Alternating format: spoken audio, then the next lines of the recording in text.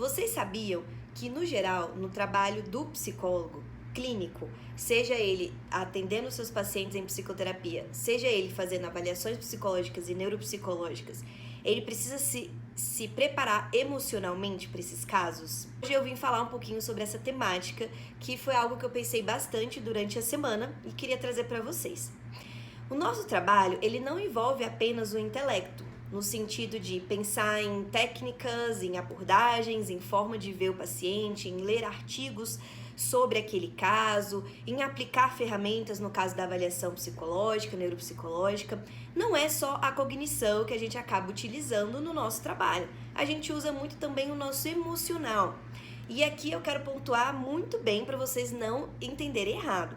Não estou dizendo que a gente traz necessariamente as nossas emoções, da forma como a gente vê o mundo, para poder entrar naquele caso. E quando eu falo de questão emocional, eu digo de bem-estar, de saúde emocional e de saúde mental daquele profissional.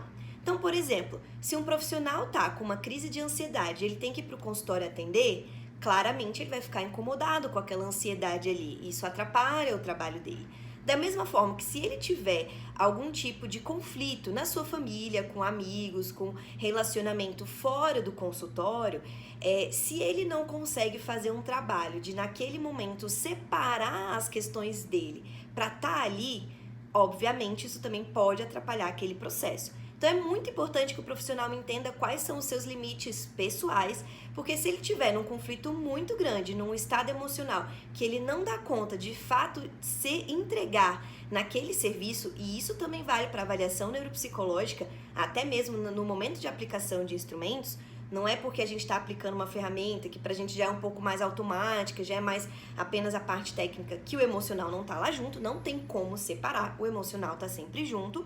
Se ele não tá bem, o ideal é que ele repense se de fato ele consegue estar naquela relação naquele momento ou se ele deveria remarcar. A grande questão é que a vida vai acontecendo. Para os profissionais, a vida também acontece. Então, nem sempre a gente sabe como a gente vai estar disponível emocionalmente naquele momento.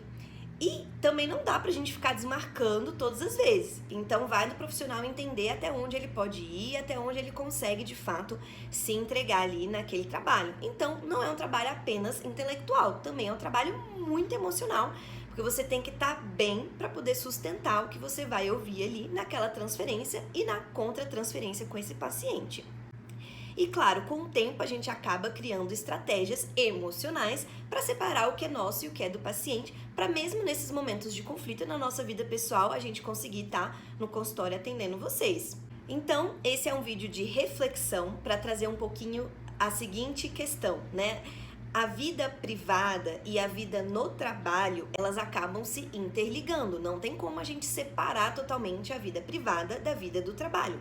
Isso não quer dizer que a gente vai ficar falando da nossa vida em consultório, porque não é essa ideia. A ideia é deixar o paciente trazer as questões dele, porque aquele é o espaço dele. Se for pra gente falar da nossa vida privada, a gente fala na nossa psicoterapia, ou com os nossos amigos no bar, ou com os nossos familiares. Essa percepção de que a vida no trabalho e a vida pessoal, em algum momento elas se interligam, é importante a gente saber, porque o ser humano ele não é dividido em caixinhas, em contextos diferentes. É importante a gente saber para a gente de fato ver até onde a gente pode ir, até onde a gente está bem para poder atender. E é por isso que nem todo profissional que se forma como psicólogo vai ter desejo, vai ter motivação ou até mesmo vai ter perfil para ser um psicólogo clínico.